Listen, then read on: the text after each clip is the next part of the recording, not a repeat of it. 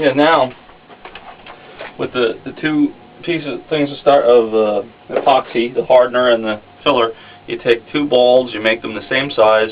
What I'd like to do is I squeeze them together, I flatten them out so that there's a dark side, light side. Then I roll them like taffy, like this.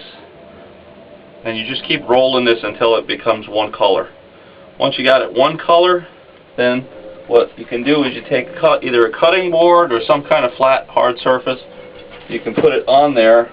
You put a little bit of powder onto the surface, then you're able to flatten it out. Once it's thoroughly mixed, you end up with a skin, very flat skin. You're going to roll it really nice and thin if you use the powder, and you can get the most mileage out of it. And then you begin to put it onto the sculpture. You see, I already did one here. Notice how that already starts to look like the animal skin, right?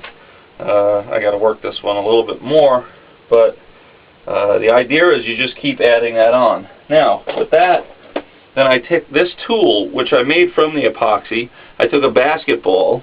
You put a little bit of epoxy onto a basketball, and that has the bubbly, the pimpled texture, like a dinosaur skin. You peel it off gently, and you flip it so that it makes a round curve like that. You can kind of see it there. And you let it harden. Then you glue it to a post. When you get the skin on there, then you just dapple the skin with the texture of the skin, and then you can begin to see that there's a texture on the skin. But in the meantime, just got to keep mixing this up. And then you just basically do that for the whole animal, and then when we get to some of the details, I'll show you them.